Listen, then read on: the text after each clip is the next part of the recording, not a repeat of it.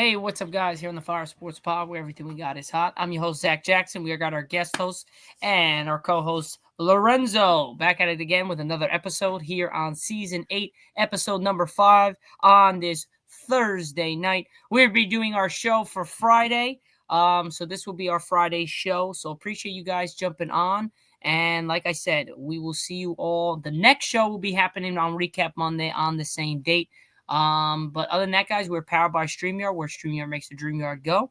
And let's get right into the show I have for you guys today. We got 3 segments. We're going to go NBA playoffs. Obviously, we got Game 6 tonight happening in just a couple of minutes between OKC and Indiana. OKC's up 3-2. They can close it out tonight in Indiana to win their championship for the first time in NBA in their franchise. Now, the second segment, we're going to be going over Jaire Alexander. If you guys were on the podcast just a couple days ago, we did speak about Jaire Alexander, and if I liked Jaire going anywhere. I did say numerous amounts of teams last week, but I did say about one team in particular, and that's the Baltimore Ravens, and I said he would be looking fantastic in Baltimore. Did not think and did not know that Lamar Jackson and him are great friends and we're college teammates. Did not know that. So that had something to do with it. And finally, something about the Eagles. Can they go back-to-back next year? And we're going to be going over the fold of just a couple things. Sooner rather than later, we'll be going over our scheduling because I'm going to do that for all 32 teams. We're going to go over every schedule for each team and see what their record would be predicting-wise. So let's get right into it, Lorenzo. NBA Finals tonight between Indiana and OKC Game 6. Do you expect a blowout by OKC, or do you think Indiana is going to keep it close despite Tyrese Halliburton being not 100%? First of all, thanks again for the wonderful intro as always, Zach. Appreciate as usual. We are at the final end of it's the end of the road here for the NBA Finals. It's the end of the road for the season. Tonight at 8:30, which is in 30 minutes, half an hour. So I think that the Pacers and the Thunder, it's been a phenomenal 6 games we've had so far. This is it right here, though. This is all for the marbles. I really think that I don't have too much to say about this because, like you, none of the teams I like are in this one, quite honestly. And this is kind of like one of those that I don't really care too much about this year. I mean, I don't have anything related to the Thunder or Pacers myself. But I think Tyrese Halliburton's health really remains the biggest wild card in this. If he's limited tonight and he's coming off the injury as far as I know to be in this game, Indiana loses their most dynamic playmaker. No matter how many times Justin hates on the guy, he makes the team run. If he's not good, it's one of their main stars. They could really kiss the finals goodbye for the most part. It's been a struggle the past 2 games. Thunder has really just sealed the deal. As Justin says, the Pacers have not done their black magic these past 2 games. So that's another big factor. The Pacers really have to get over these past 2 games of losing, not even in a close way, because OKC really did dominate all around. I mean, you got Williams, Holmgren, SGA. They all hit their stride. Their recent lineup changes optimize their strengths both defensively and on the glass. But Indiana can force a Game 7, to me, only if Halliburton plays close to normal and responds with the efficient scoring. But at this point, I feel like OKC takes the finals and wins the chip for the 2025 NBA season. All right. Nice. I would have to agree, as I picked before this series even started, that the Thunder would win in 6 games. I kind of figured that it would go up. It would be tied 2-2, and then OKC would finish it off with the last 2, just based on momentum. And the game that they had last in Game 5, Jalen Williams hitting 40 points, SGA putting a good calm 30-something points in that game. I just think that it was just a matter of time. Indiana is great. They are one of the great teams in the NBA. This is not luck. They were not favored in any series on maybe the first round against the Bucks because of Damian Lillard's health. But there was some people saying Dame coming back, they were going to have some run for their money. They were not favored in that Cavalier series. They won in 5. They were not favored in the Knicks series. They won in 6. Were not favored at all in any of these games against the Thunder, and they pushed it to 6 games. For them to do that, I think, is a great season. Obviously, you didn't get the chip, but you made a success. You went back to the NBA Finals, or you went to the NBA Finals. It's been a while since getting there, and then you just ran into a juggernaut. The Thunder is a monster, man. They're the best defensive team we've seen in years in the NBA, and all around they can score. Everyone can score. Everyone can freaking shoot. I mean, name one position other than the backup center that can't fucking shoot. Hartenstein obviously can't shoot, but he can hit the midi. He could drop some easy stuff with some floaters left and right. I think that just the Pacers ran into the wrong opponent at the wrong time. And I think the Thunder helped them out. I think the 2 games that the Pacers won, I think one of them was luck. That first game, Tyrese hits the game winner. I think that was luck. They were up by 17 points in the fourth quarter, or 12 points going with the last 3 minutes, and the Pacers clawed their way back and won the game. I think this series would have been over 2 nights ago in Game 5, and we would have been celebrating OKC winning at home. But now they got to do it in Indiana. Nonetheless, I think I agree with Lorenzo here. I think Thunder take it tonight, 4-2 series loss, series end. And I think the Thunder get their first NBA championship ever.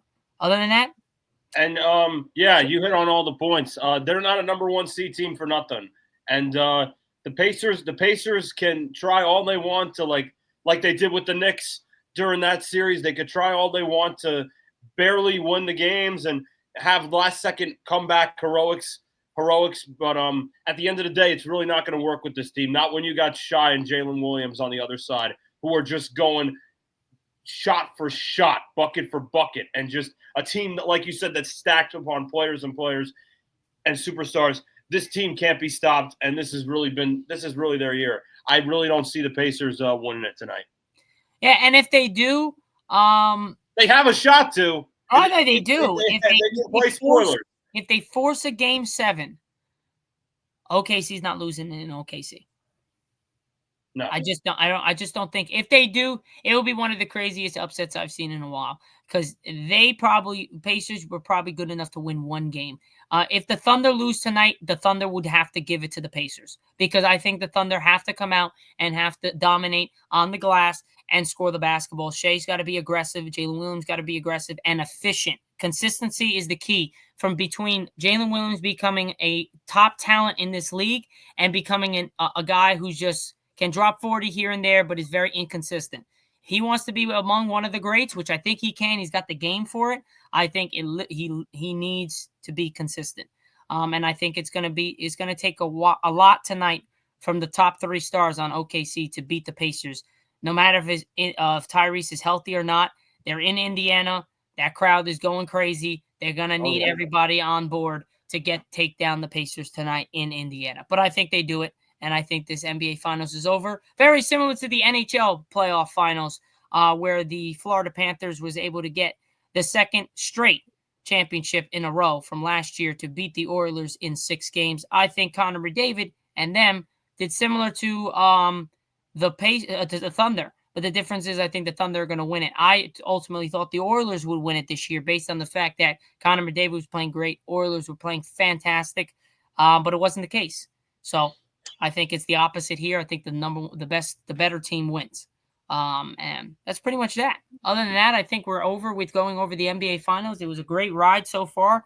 I think it ends tonight, and we're going into the offseason, and this will be the last game of the non-baseball. And now it's just baseball for the next 2.5, 3 months until September comes and the NFL is back in August and October. So other than that, we're going to be moving on to the NFL. And Jaire Alexander makes a stop in the AFC. As he saw, he goes from NFC to AFC. He goes from Green Bay to Baltimore. And I know Mr. Lorenzo here, I'm going to give him the floor first. I know he is pissed off because that team that's in Baltimore is in his division.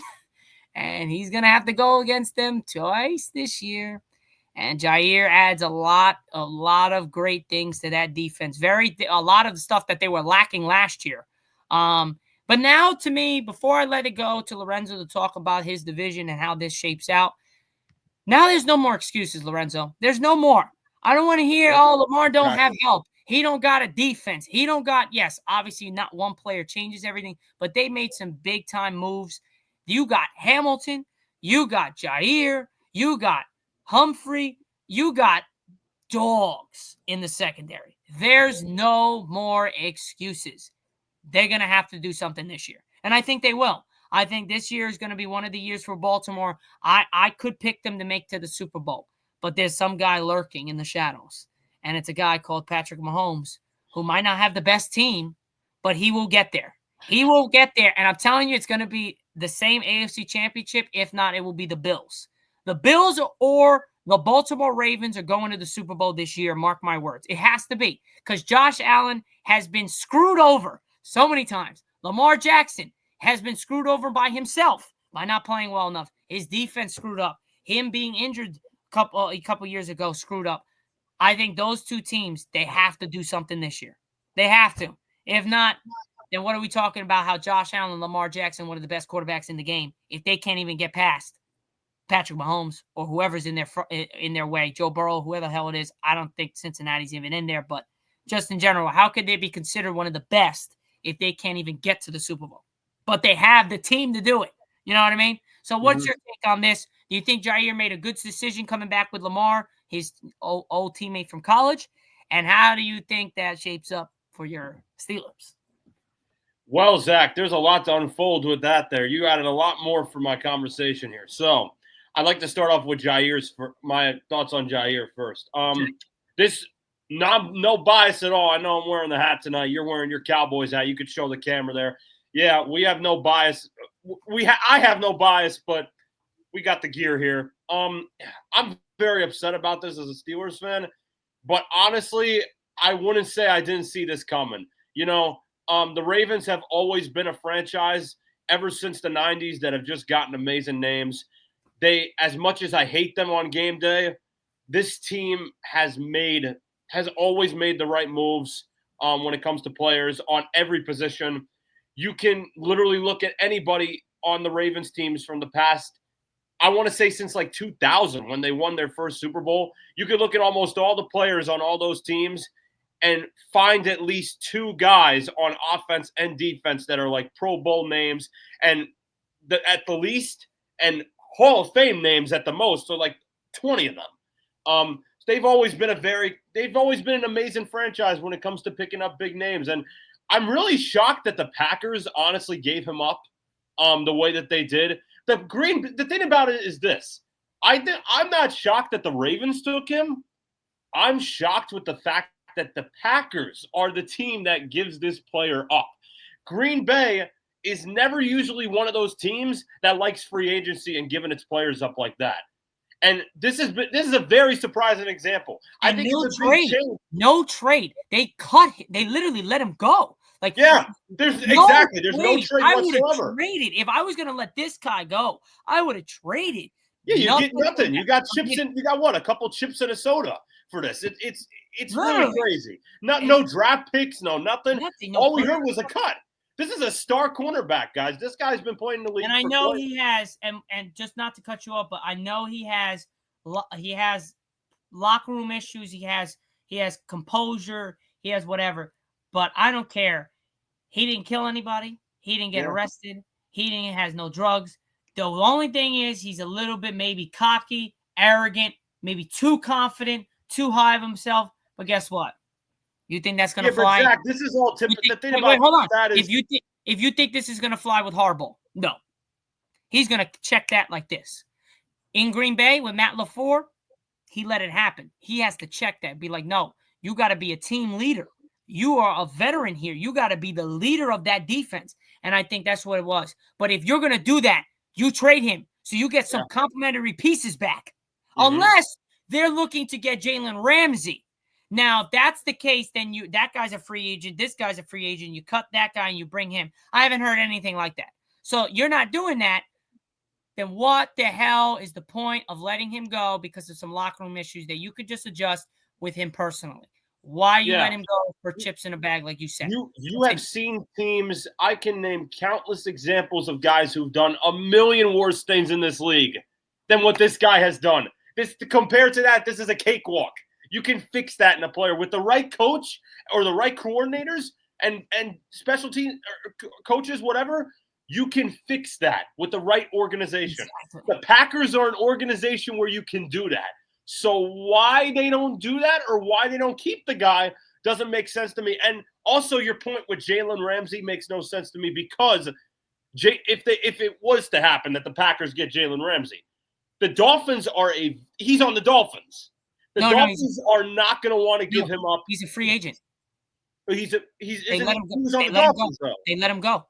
Oh, they let him go. He's a free. That's why I said it. He's a free agent. That's why the Cowboys were linked. He's not under the Dolphins anymore. No. There was a 1 year. I think his contract either was up or whatever. Fact check me, but I believe that's why the Cowboys were interested in him and have called his agent and been talking with him because they're trying to bring him on our cornerback. That was the last I've heard of it. If I'm wrong, I'm wrong. I'll admit I'm wrong. I'm reading it right now just for the research, and yeah, you are actually correct. It just happened recently or actually a couple months ago. I missed that. Whoops. Yeah. That's a whoops on me. That was 2 months ago. He actually made parting ways with the general manager for the Dolphins. So so that's what I'm saying. If you're going to do that, okay, then if that's the case, then yeah. But we haven't, like you said, we have not heard about that stuff at all yet. There's not even a rumor about it yet. No. We're in June now. Yeah. Summer camp starting real soon. And we haven't heard anything about it yet. So odds are I don't think he's going to be going to – because of the time circumstances, I don't think he'll be going to Green Bay. And for that reason, Green Bay might be getting a couple chips and nothing with it.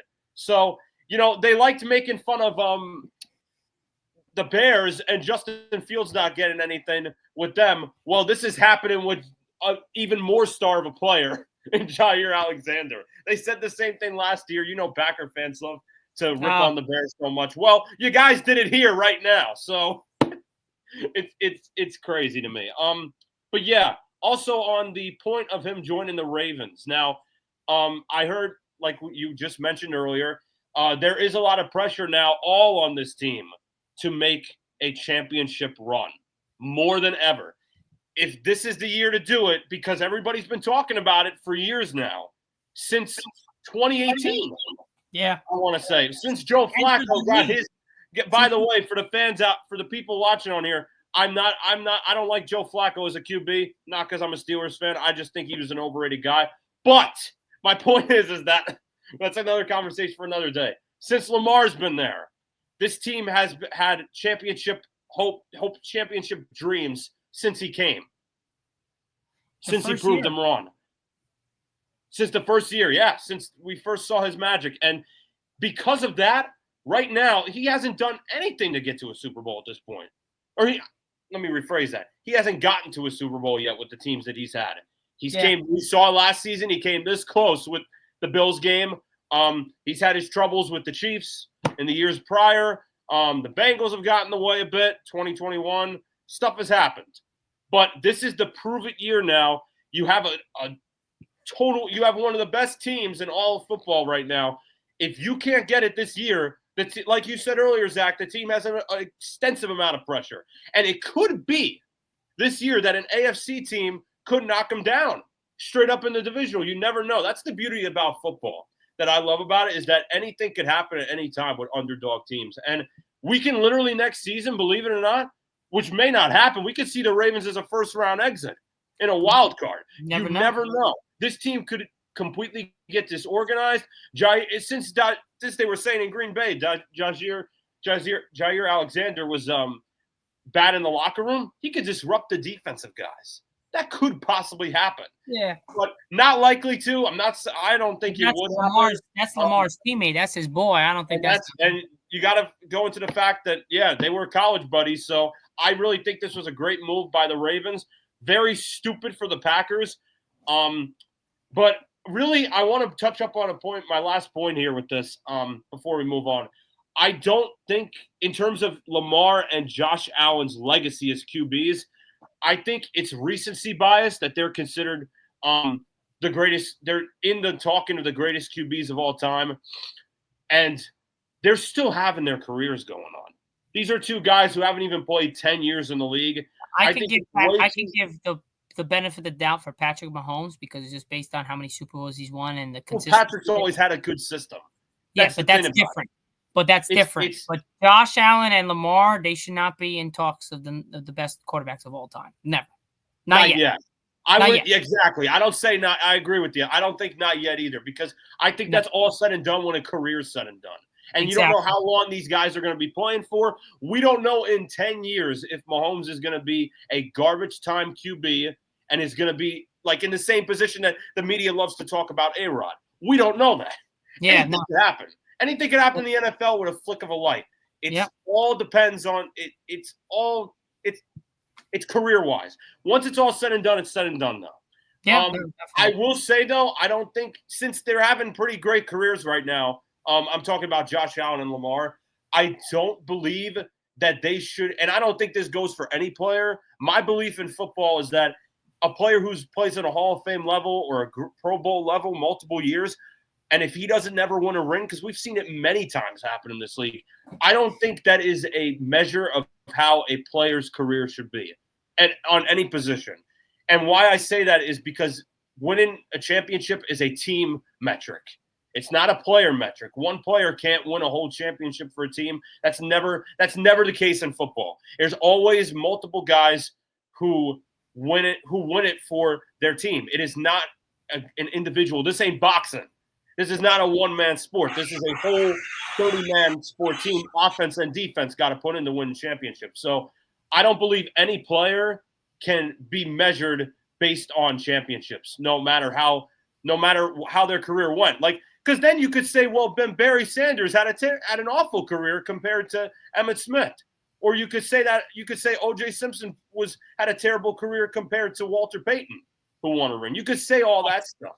It could, if that's the case, and you could say Bill Russell was better than Michael Jordan if you're talking about rings, since Bill Russell won 11 and Michael won 6. Exactly. So I think no. Exactly. So that's why I don't think Lamar or Josh Allen should have any. There should be no talks of greatest of all time quarterbacks. They're not done yet at all. They're not done. You don't know where the hell these guys are going to end up in a couple years. And also, championship talks shouldn't even. Once you got to see it when it happens. It's never on a player, though. If these guys don't end up getting a championship, it's not on their individual careers. I blame it more on the teams themselves. And mostly, honestly, you know what? If you want to blame somebody, coaches, not just head coach, but entire staff as a whole. No, you're right. And general managers, and ownership. Those are the guys who should get blamed more for championships instead of players. Players can only do so much for themselves and helping the team have a camaraderie together. And I can go on this. We could be on here for 2-3 hours, maybe the whole night, to talk about greatest NFL players who never won a championship. I could be here right now telling you about it, but I'm not going to bore you guys out with that. That's just the case. That's my take and my philosophy on football as a whole, right there. Gotcha. All right, well, I can't disagree or agree based on the fact that the only problem with your take is the fact that, not problem, but the only problem is I would say it has to be a problem. The only reason why is because nowadays it's all championship driven, and you're not going to change it. It's all ring chasing. You know why? It's because of the way that the mainstream sports media and community, and the talks, especially with talk shows of who's the greatest of all time. Well, we're going to do it by this and this and this. That's why this is a case. 40 years ago, if we're talking about this together, this isn't a case. This isn't a case at all. It's less severe of a case than it is today. People care a lot more about rings and championships. But then, you know what's funny is they don't like talking about it when it's a certain time when it's a certain past. There's a certain long ago. That's the funny thing about it. But you're right.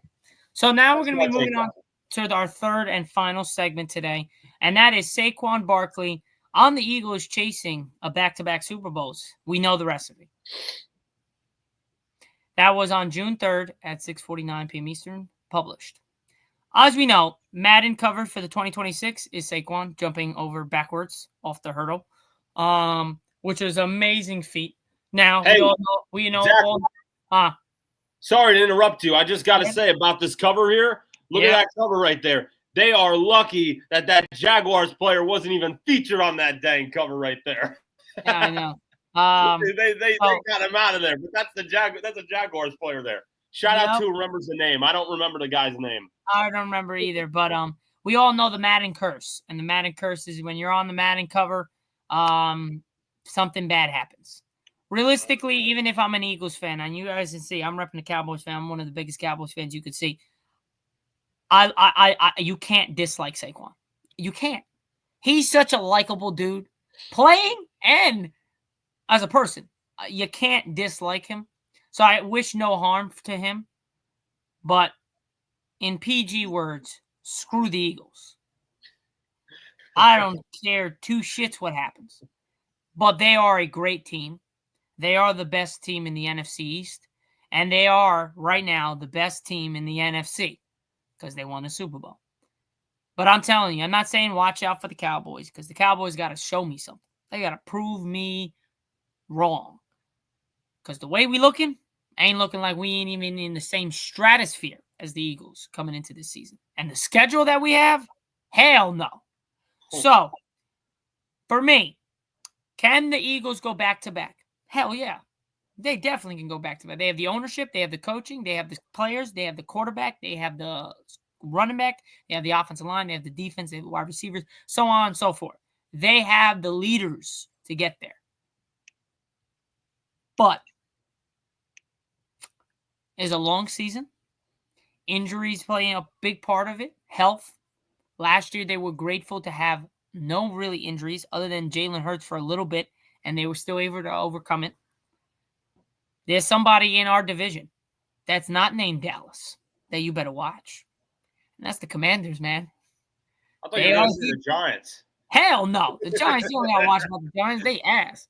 I got you. The Commanders, though, you got to watch. They are here, and they're here to stay. Another team, sleeper, Chicago Bears. They're another team. You were going to get my team there. They're another team that is like, yo, they may not be there next. They might not be in competition crazy wise. They'll make it to the playoffs this year. If they don't, then there's something wrong. Because they have the team. They have the coach now, Ben Johnson. We'll see how well he does. They have the offensive line now for Caleb Williams. They have Caleb Williams. I'm not so high with Caleb Williams. I never liked him coming in. I thought his film was pretty ass out of USC. I think a lot of people were comparing him too much to Patrick Mahomes, given that persona, very similar to Shador. You don't put all this pressure on these guys that you don't know how they're going to refer. I think him going to Cleveland is better than him going to New York. Yell it for the guy in the back who posts on the NFL social media 25 videos of Shador in Cleveland. So I think that you can't put all these pressures on them. I never liked Saquon. I mean, not Saquon. I never liked Caleb Williams coming out of college. I just thought he threw too many balls that were just not where they were supposed to be. I think he folded under pressure a lot of times. Big-time games, he wasn't as good as you would expect.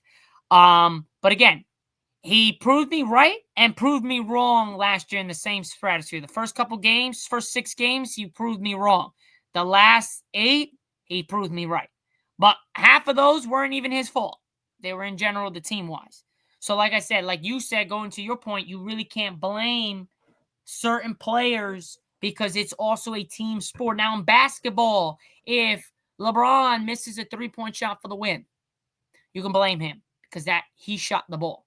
Yeah. But would they have been in the situation if the team played better?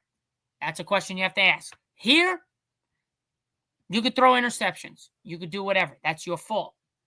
But ultimately, if you have no defense and you have to be a gunslinger because you're down 30-0, you can't blame the quarterback for everything. It's got to be. That's why the slander on Dak Prescott sucks, because it's not all his fault. Most of it is because at the time that he does do it, it's in the worst times possible. But you have to admit, that is not all his fault. Coaching is ass, and it has been ass. I'm sorry, it's been ass since Jimmy Johnson. That's the last time we actually had a good enough coach to win us a Super Bowl. Mm-hmm. Everybody else has been mediocre, being able to get to the playoffs. Remember the clapper, Jason Garrett? Me and my dad.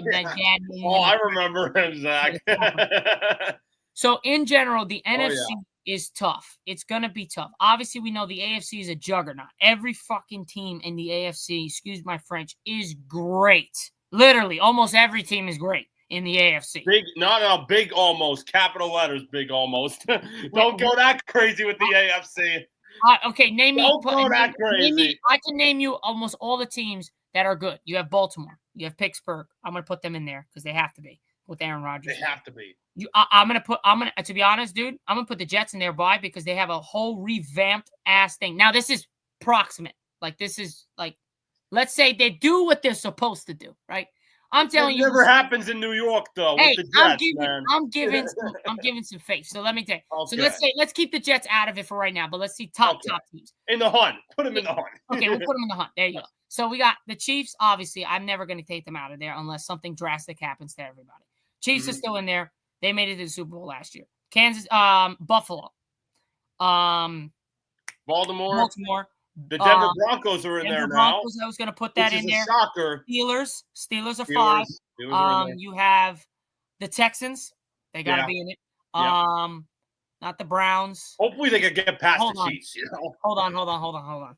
AFC teams, because I just want to have it here. So I'm not. No, I honestly think you almost knocked all of them out. Hold on. I'm gonna put the AFC right now. I got it right here. Okay, hey, it's definitely not any other teams in the South. I'm just saying. Okay, Colts, so you have the Buffalo Bills.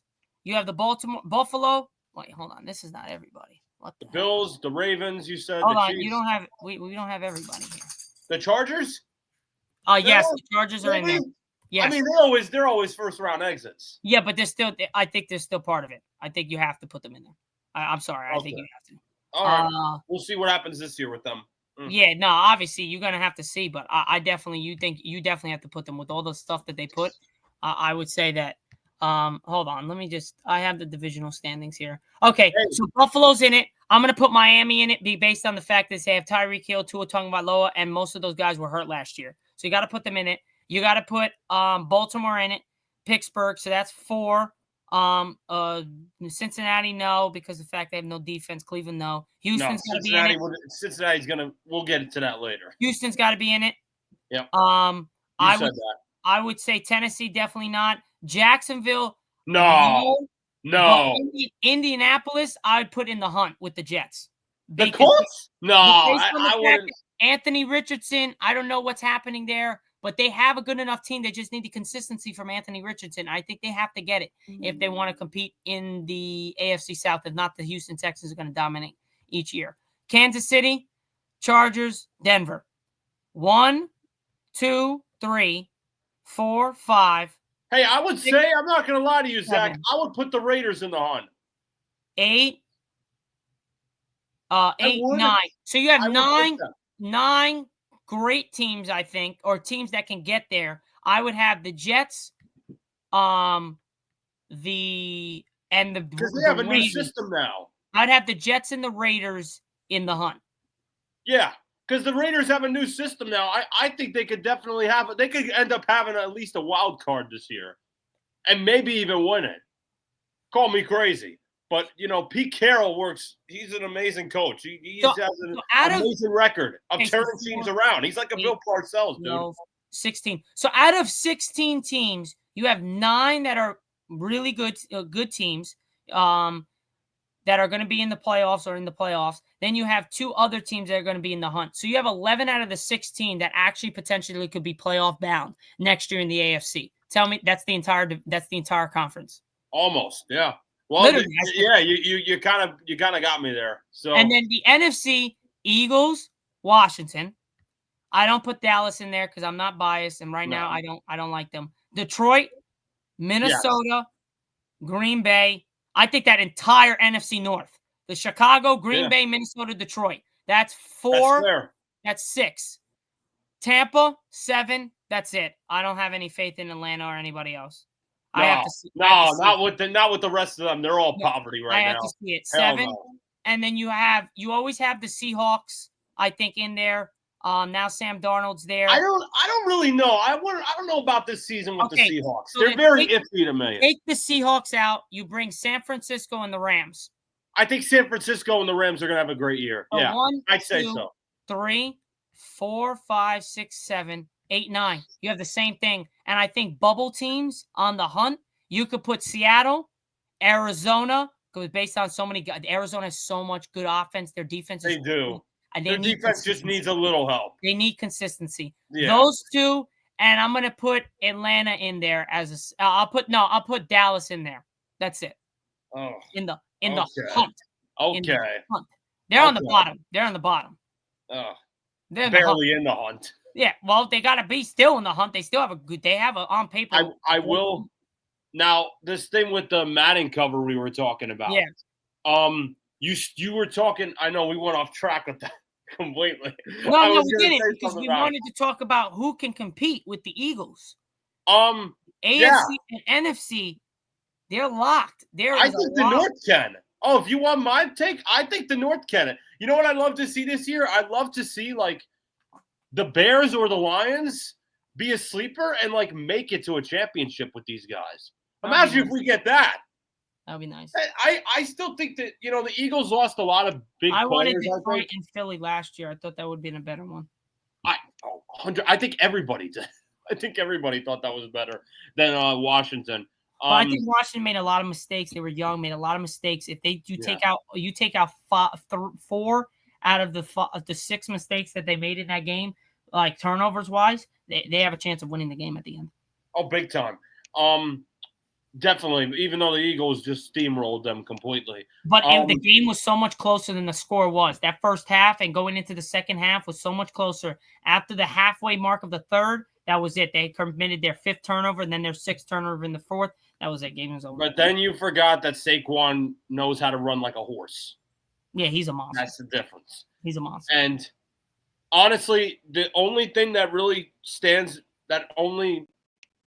the only thing that really stops this team from repeating, I don't think they will, but I think they have a chance to repeat. I never said they will. I said I think they have a chance. I didn't think they do have a chance, yeah. I don't think they will repeat simply because of how many guys they have lost due to free agency. Because I am honestly, and I definitely said this on another episode where you and Justin were on. I definitely said it on one of the episodes. I think with losing all these guys like Kenneth Gainwell, Darius Slay, C.J. Gardner-Johnson, T.J. Edwards, Javon Hargrave, I think it really puts a dent in this team because you don't really have a lot of the same starters that you did before that are probably on that championship chase. You have a lot of guys instead who are reaping the rewards of being starters for a team, filling those shoes that were a championship team. If that makes any sense to you, Zach. That's my take on this. In terms of the Madden curse thing, I really think you guys are stupid for whoever made that up. Not you, Zach. I think the people who are saying Madden curse stuff, I think you guys are really stupid. Do something good with your life. Have good sports takes. Focus on the league now. Stop worrying about guys like Dante Culpepper and Sean Alexander from like 20 years ago. They all had careers and they all had something to give in this league. There's some guys who ended up on the cover who had awful years the year after, sure. But then there's guys who still had consistent years, and some who had great years. Tom Brady, for instance, is probably the pinnacle of that example. Antonio Brown still had a great year when he was on the Madden. Antonio Brown still had a great year in 2018. When the Madden 19 cover came out, he still had an amazing year in Pittsburgh. Patrick Mahomes, when he was the guy, he had a great career. Season. I don't understand. I really don't get the Madden curse. And this would be the last thing because I actually do want to touch on this because I get it, but I don't like it. So no, I don't understand. Madden covers. Watch this. Then what about? And if you want to say that too with the Madden covers, what about the Drew Brees one? Look what happened to him. He still became statistically, for those of you who want to be with statistics all the time, he still became one of the greatest statistical quarterbacks in the league. Even though he didn't want to ring after, what happened? He still became if you look at it, 2009 was Brett Favre.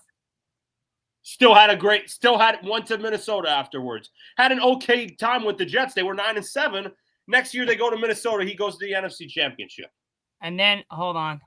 Then I'll tell you the names. I got it right here. Okay, you got it right there. Yeah. So the first one after Madden, because they had like 5 different Madden covers to start it in the 90s. It was Eddie George. Once again, after the no. Keep it 2009 and above, because not a lot of people care about the other stuff. So 2009. Oh well, they want to go with the whole curse. They want to say it's a whole curse. That's why I heard it was a whole thing since 2000. That's what I heard since the players. Okay. Eddie George had, unless you want me to keep it there. Yeah, well, actually, no. There's a lot of Maddens. Because you have guys like Eddie George who had a phenomenal career. Yeah, okay. Culpepper not as much. Just go through the entire Maddens, but I have the list. Literally, I have the list from Facebook right here with all the names. You have Eddie George as a 94 overall was the cover of Madden in 2001. Yep. Did he have a good year? He had he came off that 99 year, but the Titans still had an amazing year in 2000. Made it right to the playoffs. Almost got to the AFC Championship, and so then Eddie was running off great. He had a great year. Eddie George had a great year. Okay. So Dante Culpepper was the next one, I think, right? 2002, yes. Yeah. So, there's the list right there. Okay. Yep. Dante Culpepper kind of fell off, honestly. That's a guy you could say, honestly, fell off. He was he was a bust, honestly. He was projected to be an amazing QB. He got traded to the Dolphins later on. Had a great year in 2001, I think, with the Vikings in 2000, I believe. The Vikings were trading quarterbacks back then when they had Randy Moss and Chris Carter. 2003, Marshall Faulk was a 2000 NFL MVP. He was still on a run around then. I think that he was still having a great career. Okay, so we're right now 2 out of the 3 was good seasons. Michael Vick, hell yeah. Oh, Michael Vick had an amazing time there. The only problem with him is the dog rain incident outside. Yeah, I know. That was the thing that kills him. He had a great year in 2004. He still had a great year then. Well, 3 out of the 4 we've just named have been great years. Ray Lewis, he always had a great year. Hall of Famer now. He's a Hall of Famer. Get out of here with this Madden curse garbage. That's 4 out of 5. Donovan McNabb goes to the NFC Championship in 2008. And you guys are kidding me. He's one of the leading passers in the league in 2006. Jaire Alexander. MVP year the year before. He kind of parted ways a little bit with the Seahawks, but he still had a consistent year in 06. Okay, but did he have a good enough year to be a 98 overall? In 2006, maybe a little under. 2007. No, because the game came out in 2006. It's the 07. Oh, cover. Okay. Yeah, so it's going into the 2006 Yeah, so season. then I would say probably then no.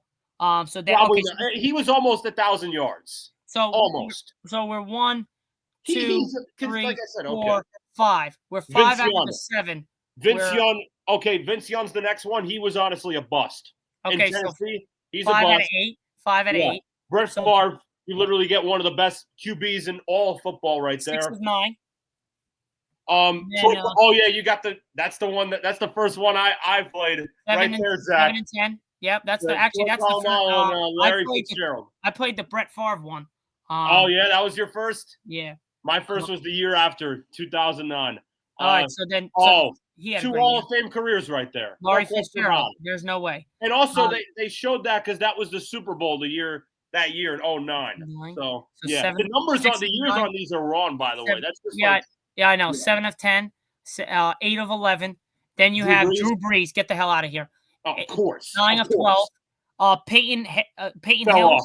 No, he fell off. 9 and 13. He's going to be the only Cleveland Brown they ever have on a Madden cover. I guarantee you. 9 and 13. Calvin Johnson. There's no. Absolutely. They got the Barry Sanders. Get the hell out of here. He was already retired at that 11 point. 15. AP. Once again, AJ Peterson. Right into the sunset. 12 of 16. Richard Sherman. Get the hell out of here. 13 of 17. Odell Beckham. All right. Here's the Odell thing because me and Justin were arguing about this. Okay, I'll go with this. 13. So we're 13 and 17 right now. Okay. This is Odell, right? We're on Odell.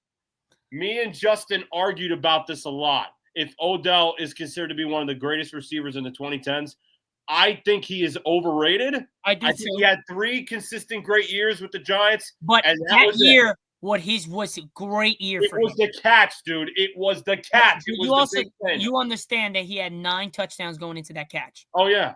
So I'm saying yeah. his season was great. So he backed it up with the Madden cover. He did back it up. So I'll say at the time he backed it up. 14 of 18. As an all-time receiver with the conversation, absolutely not. Yeah, but no. At the time, you're absolutely right. I agree with 14 of you. 18. So he backed it up. Rob Gronkowski, hell yeah. Oh, absolutely. Tom 15 Brady. of 19. Tom Brady, not even close. 16 of 20.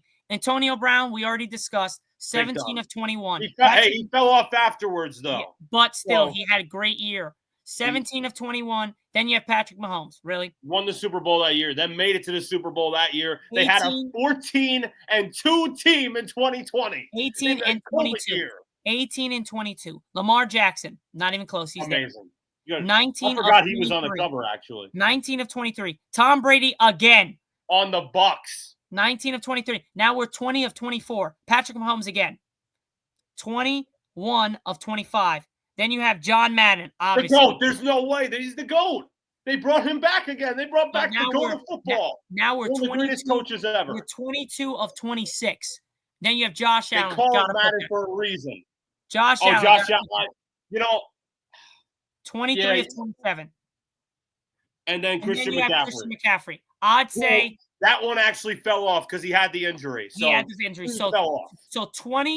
So we were 23 and 28 out of 28 Maddens since 2000. Ladies and gentlemen, is this a Madden curse, or are you guys just stupid?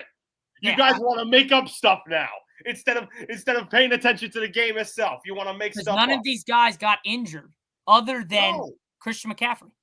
No, and only a couple of them became bust. Like 2 of them or 3 of them became bust from this. 3 out of the 5 had bad years. The other 2 were one Christian McCaffrey injury, and then the other one was no,